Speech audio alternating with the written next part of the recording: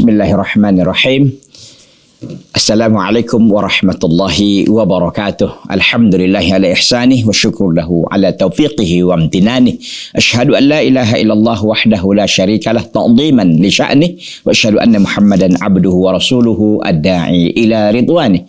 Fassalawatullahi wassalamu alaihi ikhwati fillah. A'azzani Allah taala wa iyyakum jami'an, para pemirsa Akademi Nur yang berbahagia. Alhamdulillah, pada kesempatan yang baik ini kembali Allah Subhanahu wa taala pertemukan kita, dan kali ini kita akan lanjutkan ya pertemuan kita ini dengan membacakan ya hadis-hadis yang akan kita sampaikan ya pada pertemuan ini. Pada pertemuan yang lalu itu sudah kita ambil 3 hadis ya. Pada pertemuan ini juga insyaallah taala kita akan ambil 3 hadis juga, yaitu hadis 177, 178 dan 179 ya. Kita lihat saja karena langsung masuk saya karena waktunya tidak terlalu banyak ya. Makanya kita langsung saja melihat hadis yang ke-177. An Anas bin Malik an Zaid bin Thabit radhiyallahu anhuma qala tasahharna ma'a Rasulillah sallallahu alaihi wasallam thumma qama ila shalah qala Anas qultu li Zaidin kam kana bainal adhani was sahuri qal qadru 50 ayatan ya. Dari Anas bin Malik dari Zaid bin Thabit radhiyallahu anhuma, dia berkata, kami pernah sahur bersama Rasulullah sallallahu alaihi wasallam. Kemudian beliau berdiri untuk salat. Anas berkata, aku bertanya kepada Zaid, berapa lama jarak antara adzan dan sahur? Dia menjawab, selama membaca 50 ayat. Masya Allah ya, kalau salafun saleh ini luar biasa, mereka ya mengaitkan ya waktu-waktu itu dengan ibadah ya. Seperti ini kan. Ya kira-kira 50 ayat lah dibaca gitu. Berapa lama itu kira-kira? Begitu. Jadi kita lihat di sini sekali lagi saya bacakan bahwa dari Anas bin Malik dari Zaid bin Thabit radhiyallahu anhuma, dia berkata bahwa kami pernah bersahur ya bersama Rasulullah sallallahu alaihi wasallam. Kemudian beliau berdiri untuk sholat. Anas berkata, aku bertanya kepada Zaid bin Thabit yang ikut tadi itu, berapa lama jarak antara adzan dan sahur? Jadi waktu itu Anda bersahur dengan Rasulullah SAW, jarak sahur dengan sholat itu berapa? Gitu kira-kira ya. Membaca 50 ayat. Jadi menunjukkan sahurnya itu sangat dekat ya dengan waktu sholat subuh, dengan waktu fajar ya. Untuk menghemat waktu, kita lihat saja bagaimana kesimpulan hadis ini. Pertama, fadilah mengakhirkan sahur hingga mendapati fajar. Jadi sangat dianjurkan sekali memang. Kalau memang kita mampu rubuh sa'ah gitu, 1/4 jam, 15 menit sebelum adzan subuh. Sebelum adzan berkumandang untuk sholat subuh. Ya. Itu di atas sebelum fajar shadiq kita katakan. Iya. Jadi itu bagus. 15 menit kan udah cukup lah untuk makan, untuk minum, siap-siap ya kan. Kalau memang saya Ustaz makannya agak lambat, ya udah nisfu sa'ah. Nisfu sa'ah itu setengah jam. Setengah jam itu 2 waktu yang lama lah untuk makan gitu kan. Makan apa rupanya sampai setengah jam? Enggak lah. Makan biasa kan, ada nasi, ada lauk pauk, ada apa, dimakan selesai. Minum juga mungkin gitu kan. Mungkin juga ada nutrisi, mungkin juga ada asupan-asupan lain yang dimakan untuk persiapan, enggak masalah. Saya kira waktu dengan nisfu sa'ah 15 menit sudah cukup sekali ya. Yang ketiga, segera datang ke sholat subuh ya, yang waktunya dekat dengan waktu imsak. Gitu ya. Jadi memang waktu imsak dengan waktu subuh itu sama sebenarnya gitu. Jadi ketika memang sudah masuk waktu subuh, maka sesungguhnya waktu imsak juga sudah mulai masuk. Gitu ya. Waktu imsak ialah terbitnya fajar sebagaimana firman Allah, dan makan dan minumlah hingga terang bagi kalian benang putih dari benang yang hitam, yaitu fajar ya. Maka ini menunjukkan apa ikhwan dan akhwat, para pemirsa Akademi Nur yang berbahagia, bahwa memang imsak itu sendiri adalah waktu fajar, berbeda dengan yang sekarang ini kan. Orang kadang-kadang imsaknya itu beda gitu. Beda dengan waktu subuh. Mestinya kan satu jalan itu. Makanya kalau sekarang ini kita dengar sudah ada imsak, nggak apa-apa, boleh makan, boleh, karena waktu imsak yang sesungguhnya belum datang. Gitu ya. Maka dikatakan di sini dengan begitu kita tahu bahwa dua waktu yang diciptakan manusia itu waktu imsak dan waktu terbitnya fajar. Merupakan bid'ah di luar ketentuan diturunkan oleh Allah. Bahwa yang demikian itu merupakan bisikan dari syaitan untuk menimbulkan kerancuan dalam agama mereka. Sebab menurut sunnah imsak adalah saat terbitnya fajar. Itu. Kalau kita lihat sekarang orang ini kan apa ya? Imsak itu beda gitu. Jadi ada jeda ya antara imsak dan subuh. Ya mereka imsak, kalau sudah masuk waktu imsak, mereka nggak mau lagi makan, nggak mau minum. Kenapa? Alasannya udah imsak Ustaz. Enggak. Akhi, ukhti, imsak itu mulai ketika sholat subuh sudah, ketika waktu subuh sudah masuk, itu ketika fajar shadiq gitu. Jadi bukan ada waktu tertentu, maka dikatakan oleh Syekh di sini dengan bahasa beliau yang sangat tegas, sesuatu yang bid'ah, sesuatu yang nggak diajarkan Rasul seperti itu. Maka kalau kita lihat tadi kan Rasulullah SAW di hadis ini kan dia singkat sekali sahurnya itu mendekati, ya 50 ayat aja waktunya. Berapalah itu? Mungkin untuk menghabiskan 50 ayat nggak butuh kan setengah jam, nggak butuh 10 menit mungkin, gitu kan. Jadi maksud saya bahwa yang hari ini kita dengar bahwa ada waktu imsakiyah, imsakiyah Ramadan, bahwa kalau sudah masuk imsakiyah ini nggak boleh lagi ngapain. Enggak, ini keliru. Yang benar itu kalaupun sudah imsak nggak apa-apa, orang-orang ini buat sekalipun itu sebenarnya nggak ada gitu kan, yang kalau sudah dibuat nggak apa-apa, imsak tapi terus saja jalan, terus saja makan, terus saja minum, nggak apa-apa. Gitu, terus saja minum, terus saja makan, nggak masalah. Ya. Kenapa? Karena waktu kita untuk imsak yang hakiki itu belum datang. Kapan datangnya? Ketika waktu subuh sudah datang, yaitu ketika terbitnya fajar shadiq. Ini jadi ini perlu kita untuk koreksi tentunya ya. Karena banyak orang di luar sana itu menganggap kalau udah imsak nggak boleh makan lagi, nggak boleh minum lagi, padahal masih sempat keluarkan terasi, keluarkan makan apa, masih cukup lagi waktunya kan. Karena sekira ada 10 menitan saya kira antara imsak yang dibuat oleh manusia itu dengan waktu terbit fajar shadiq, yaitu waktu adzan subuh itu. Barangkali mungkin nggak sampai 10 lah, mungkin 7 atau mungkin minimal 5 menit gitu kan. 5 menit itu sudah bisa kita makan kan. Begitu ya. Baik para pemirsa Akademi Nur yang berbahagia, ikhwan dan akhwat, kita lanjutkan ya. Hadis yang ke-178. An Aisyah wa Ummi Salamah radhiyallahu anhuma anna Rasulullah sallallahu alaihi wasallam kana yudrikuhul fajru wa huwa junubun min ahlihi thumma yaghtasilu wa yasum. Dari Bunda Aisyah dan Ummu Salamah, dari Bunda Aisyah dan Ibunda Ummu Salamah radhiyallahu anhuma, bahwa Rasulullah sallallahu alaihi wasallam mendapati waktu fajar padahal beliau masih dalam keadaan junub setelah berjima dengan istri. Kemudian beliau mandi dan berpuasa. Berjima artinya berhubungan badan dengan istrinya, begitu ya. Nah, di sini dikatakan bahwa Nabi sallallahu alaihi wasallam itu pernah suatu saat ya puasa beliau qadarullah ya, pagi harinya beliau berjunub ya. Ternyata masuk waktu sudah fajar, lalu beliau mandi, lalu beliau berpuasa, melanjutkan puasanya begitu. Nah, untuk lebih jelasnya kita simak saja ya kesimpulan-kesimpulan daripada hadis yang mulia ini. Pertama, keabsahan puasa, keabsahan artinya sahnya puasa bagi orang yang junub karena pada malam harinya melakukan jima atau hubungan badan dengan istrinya, nggak apa-apa. Jadi dia berhubungan badan dengan istrinya gitu kan, di malam harinya kan boleh ya.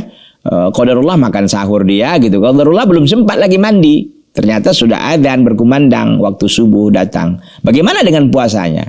Dia kan sudah mulai puasa itu kan, sudah mulai imsak dia karena sudah masuk waktu fajar shadiq itu, karena dengan masuk waktu subuh, maka nggak mengapa, lanjut.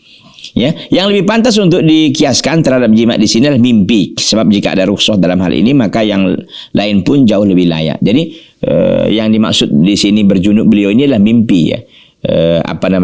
Katanya mimpi yang pas dirukhsahkan itu adalah mimpi. Kadang-kadang kita gini, puasa Ramadan kita tidur siang, qadarullah keluar mani kita, umpamanya bagi laki-laki gitu kan, keluar karena mimpi, kan nggak apa-apa ya. Mimpi itu dari Allah Azza wa Jalla kan. maka ini nggak masalah walaupun sedang puasa, dia nggak apa-apa. Jadi zuhur setelah zuhur gitu kan istirahat, qadarullah dia mimpi basah. Maka bagaimana? Nggak apa-apa, lanjut puasa. Dia mandi wajib, ya nanti lanjutkan. Nggak ada qada-qadanya di situ. Kenapa? Karena ini mimpi, bukan karena kehendak dia gitu. Siapa rupanya yang bisa ngatur mimpi? Kan nggak ada, gitu kan? Mimpi basah seperti itu, dia nggak mengapa. Lalu jadi yang paling pantas dikiaskan katanya terhadap masalah seperti ini adalah mimpi. Jadi betul bahwa Rasulullah SAW berhubungan dengan istri-istri beliau radhiyallahu taala anhum jami'an, kemudian mendapati subuh dalam keadaan seperti itu, belum mandi, lalu dia mandi lalu sholat gitu kan.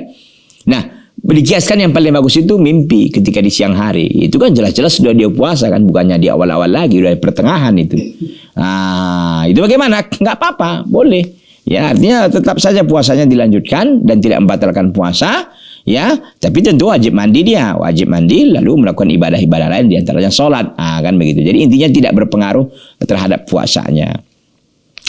Yang ketiga, tidak ada perbedaan antara puasa wajib dan sunnah antara Ramadan dan yang lain. Jadi kalau ketika memang terjadi ini, ya, berhubungan seperti ini, berhubungan dengan masalah keluar mani ini atau mimpi basah ini, sama aja waktu puasa Ramadan, di luar Ramadan, ya.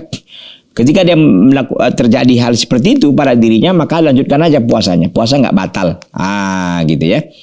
Kemudian boleh melakukan jima pada bulan Ramadan asal dilakukan sebelum fajar, tentu. Sebelum fajar kan masih ada waktu, ya, waktu bebas maksudnya, ya. Karena di situ belum kita wajib menahan. Sebagian ulama melandaskan diperbolehkannya puasa karena junub dengan firman Allah, dihalalkan bagi kalian pada malam hari bulan puasa bercampur dengan istri-istri kalian. Al-Baqarah 187. Karena ayat ini mengharuskan diperbolehkannya jima pada bulan Ramadan, ya, secara keseluruhan, termasuk pula bagian sebelum fajar. Ini kan bagian sebelum fajar masih malam, yang tidak memungkinkan lagi mandi antara jima dan fajar, kan nggak mungkin, nggak sempat waktunya. Yang berarti pelakunya dalam keadaan junub ketika masuki waktu subuh. Ini merupakan bukti isyarat di kalangan ahli usul fiqh. Jadi intinya boleh, ya, boleh meskipun dia belum mandi wajib, ya, belum mandi junub, qadarullah sudah masuk waktu subuh, nggak apa-apa, lanjut. Puasanya tidak berpengaruh, puasanya sah. Fadilah para istri-istri Nabi SAW, keutamaannya maksudnya istri-istri Nabi SAW dan kebaikan mereka bagi umat, karena mereka menyampaikan ilmu yang sangat bermanfaat dan juga banyak dari Nabi SAW. Apalagi hukum-hukum syariat yang berkenaan dengan kehidupan rumah tangga dan keluarga yang tentunya tidak diketahui kecuali mereka. Semoga Allah meridhai mereka dan membuat mereka ridha. Artinya bahwa ini keutamaan istri-istri Nabi SAW yang mereka ini menyampaikan ilmu kepada kita, gitu kan. Ya, kalau bukan karena Allah, kemudian mereka mungkin hal-hal seperti ini kita nggak tahu kan. Ini kan urusan rumah tangga Nabi gitu. Dan nggak mungkin pula kita nggak layak pula kita nanya gitu kan. Tidak etis gitu kan. Ini rumah tangga, ruangan privasi gitu. Tapi karena ini terkait dengan hukum. Karena Nabi SAW adalah suri tauladan bagi kita. Yang beliau tidak akan diwafatkan oleh Allah kecuali sudah menyempurnakan semua kebaikan. Sudah mengingatkan semuanya kejahatan. Kebaikan sudah diingatkan semuanya, kejahatan sudah diingatkan semuanya. Begitu. Makanya inilah keutamaan para istri-istri Nabi SAW, ya, yang hidup bersama Nabi, mendampingi Nabi SAW, ya. Mereka bisa melihat bagaimana aktivitas Nabi SAW secara langsung dan juga menyampaikan kepada umat. Kalau ini kita tidak tahu, ya, kita bingung kan. Bagaimana caranya? Mungkin kita nggak batal, padahal ternyata tidak batal, ya. Ikhwati fillah azani Allah Ta'ala wa iyyakum jami'an, para pemirsa Akademi Nur yang berbahagia. Ini sudah kita ambil dua hadis, ya, 177, 178. Sekarang kita akan masuk ke hadis yang terakhir pada pertemuan kita ini, hadis yang ke-79. Para pemirsa Akademi Nur yang berbahagia, yang masih setia, ya, mengikuti acara ini, mudah-mudahan tetap eksis, ya, tetap bertahan, tetap bersabar. Yang namanya menuntut ilmu itu memang harus sabar, ya, harus kita mampu, ya, menundukkan hawa nafsu kita untuk terus ikut dan rajin tentunya mengikuti kajian ini. Hadis yang ke-179, an Abi Hurairah radhiyallahu anhu anna Nabiyya sallallahu alaihi wasallam qala man nasiya wa huwa shaimun fa akala aw syariba falyutimma shaumahu fa innama at'amahu Allahu wa saqahu. Dari Abu Hurairah radhiyallahu anhu bahwa Nabi sallallahu alaihi wasallam bersabda, siapa yang lupa padahal dia sedang berpuasa lalu dia makan dan minum, maka hendaklah menyempurnakan puasanya karena Allah lah yang memberinya makan dan minum. Masya Allah, ini keutamaan yang sangat besar ya hadis yang mulia ini. Ya, man nasya, siapa yang lupa wa huwa shaim, sedangkan dia sedang berpuasa, apa yang dilakukannya? Fa'akala au syariba, dia makan atau minum. Falyutimma shaumah, hendaklah dia menyempurnakan puasanya. Fa innama at'amahu Allahu wa saqah, karena dia sesungguhnya Allah beri dia makan dan Allah pula yang memberikan dia minum. Ikhwati fillah azani Allah taala wa iyyakum jami'an, para pemirsa Akademi Nur yang berbahagia. Kita lihat kandungan ataupun kesimpulan hadis ini yang sangat luar biasa ini. Pertama, sahnya puasa karena makan, minum, dan berjima yang dilakukan orang yang lupa. Jadi ketika orang lupa melakukan hal-hal seperti ini, itu puasanya sah, puasanya tidak batal, ya, tidak batal, ya, karena makan dia lupa, karena juga minum gitu kan, dia makan, dia minum, bahkan berhubungan gitu. Tapi mungkin bisa jadi terjadi ya berhubungan ini, karena memang mungkin pengantin baru gitu kan. Baru menikah sebelum Ramadan yang lalu, sebulan yang lalu gitu kan. Jadi nggak ingat ini bahwa ini udah Ramadan gitu. Lanjut kecolongan, nggak apa-apa. Ya, maka betul-betul kalau betul-betul lupa ya, jangan pura-pura lupa. Itu pura-pura lupa nggak boleh ya. Ini memang betul-betul lupa kok gitu. Apalagi kadang-kadang kita kan di hari-hari awal ya, bagi kita yang nggak biasa puasa kecuali hanya puasa Ramadan, di awal-awal itu canggung gitu kan. Kadang-kadang mau minum juga gitu. Kenapa? Karena memang dia tidak melatih dirinya ya untuk puasa. Mungkin Senin Kemis juga nggak diambil, puasa Daud juga nggak pernah, begitu juga puasa Syawal juga ditinggalkan gitu kan. Puasa Muharram juga nggak diambil, Arafah apalagi gitu kan. Jadi dia hanya Ramadan tok gitu, sekali setahun. Sehingga ini membuat dia kadang-kadang lupa bahwa dia sedang berpuasa lalu makan dan minum, maka ini tidak mengapa ya, tidak mengapa. Bahwa puasanya sah ya. Tidak ada dosa baginya karena makan dan minum, sebab itu dilakukan bukan karena pilihan. Ya karena bukan pilihan lah. Dia kan karena karena dia lupa. Kalau pilihan dia batal. Gitu ya. Batal tentu puasanya ya. Kemudian makna Allah lah yang memberinya makan dan minum, itu kan ada hadis tadi ya. Kalau kita lihat lagi hadis tadi, itu disampaikan kan hadisnya itu fa innama at'amahu Allahu wa saqahu, karena Allah lah yang memberinya makan dan minum, kan gitu. Jadi maknanya apa katanya? Maknanya adalah Allah lah yang memberinya makan dan minum, bahwa hal itu dilakukan karena di luar inisiatif sendiri, tapi Allah lah yang menetapkan dirinya dalam keadaan lupa ketika sedang berpuasa ya. Jadi di sini menunjukkan apa? Menunjukkan bahwa ketika dia melakukan hal-hal yang disebutkan tadi, makan, minum ya, dalam keadaan lupa, maka ini tidak berpengaruh terhadap puasanya sendiri. Tidak berpengaruh terhadap puasanya sendiri, puasanya tetap sah dan dilanjutkan. Kenapa? Karena itu merupakan kasih sayang Allah pada hakikatnya kepada orang yang seperti itu. Orang betul-betul lupa kok gitu. Tapi itu tadi, jangan lupakan, jangan pura-pura lupa. Ini nggak boleh. Ya. Jadi ketika ingat Pak Ustaz sedikit sedang minum, udah separuh nih minumnya, kita ingat, atau ingatkan kawan deh, kamu kan puasa. Bagaimana? Langsung berhenti. Ya, langsung berhenti, dan kalau bisa yang di mulut itu yang bisa dikeluarkan. Gitu. Janganlah di mulut kok usah ditanggung gitu. Jangan. Jangan dilanjutkan, maksudnya dibuang yang bisa ya, yang bisa. Jangan yang sudah di mulut ya, yang sudah di perut ya jangan lagi, itu kan nggak mungkin kan untuk dibuang gitu. Tapi yang masih di mulut yang bisa dikeluarin, keluarkan semuanya. Gitu. Karena posisi dia sudah sekarang dalam keadaan ingat, terjaga, tidak lagi dalam keadaan lupa ya. Tentu kita nggak nyari-nyari kayak gini lah gitu kan, nggak nyari-nyari yang lupa kayak gini. Tapi kalau qadarullah lupa kita memang, ya nggak masalah, ahlan. Jadi keutamaan besar ya bagi mereka-mereka yang memang yang mendapatkan hal seperti ini gitu kan. Tapi jarang lah bagi kita yang memang di luar Ramadan juga kita kadang-kadang puasa. Saya kira nggak akan jatuh kepada seperti itu. Tapi kalau memang ada ya itu karunia dari Allah lah. Ya, keutamaan dia lah. dan mendapatkan seperti itu ya, makan dan minum kenyang dia gitu, apalagi di siang hari gitu kan, makan minum es gitu kan, mungkin juga ada kelapa muda gitu kan, makan dia udah kenyang, tidur lagi pula dia, siap tidur baru ingat, tadi kan puasa aku gitu. Alhamdulillah ya, itu tentu rahmat dari Allah Subhanahu wa taala. Tapi sekali lagi saya sampaikan, tidak pura-pura lupa ya, bukan pura-pura lupa dan jangan pura-pura nggak tahu. Ini harus dalam keadaan betul-betul memang dia lupa ya, nggak tahu dalam bahwa dia nggak ingat bahwa dia dalam keadaan puasa ya. Ikhwati fillah azani Allah taala wa iyyakum jami'an, para pemirsa Akademi Nur yang berbahagia. Coba kita lihat ya, terkait dengan bahasan kita tadi ini. Kalau waktu kita sudah hampir habis ya. Ada 3 hadis yang kita sampaikan saat tadi. 177 itu berbicara tentang waktu sahur. Ya, waktu sahur itu yang benar adalah dia diakhirkan, itu sangat sunnah sekali diakhirkan, dan waktunya itu tidak lama. Tidak lama dalam pengertian bahwa mendekati ya, sahur itu diakhirkan sehingga mendekati waktu masuknya sholat subuh atau kita katakan fajar shadiq. Itu tadi ditekankan di situ bahwa harus mulai imsak itu ketika masuk fajar shadiq, bukan karena ada imsak-imsaki yang dibuat orang, enggak. Jadi imsak yang dibuat orang itu bukan ukuran yang sesungguhnya kita mulai imsak. Imsak itu ketika sudah adzan berkumandang, adzan subuh berkumandang, karena sudah waktu subuh masuk dengan ditandanya fajar shadiq. Itu yang benar.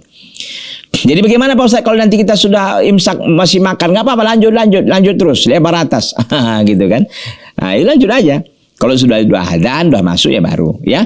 Kemudian yang kedua, yang 178 maksud saya, itu terkait dengan orang yang dalam keadaan junub, dalam keadaan puasa. Ya, apakah dia di malam harinya melakukan hubungan dengan istrinya atau memang dia mimpi waktu siang hari? Nggak masalah itu. Ya, puasanya tetap sah, dilanjutkan ya. Sementara puasa terakhir yang kita bahas itu ya, bahasan kita yang terakhir adalah terkait orang yang sedang berpuasa lalu makan, lalu minum atau yang lainnya dilakukan, bahkan jima tadi, maka ini tidak mempengaruhi keabsahan daripada puasanya. Jadi puasanya dilanjutkan karena itu yang diberikan oleh Allah Subhanahu wa taala kepada dirinya ya. Baik, para pemirsa Akademi Nur yang berbahagia, tampaknya waktu kita tak banyak ya. Mudah-mudahan apa yang kita sampaikan tadi bermanfaat ya.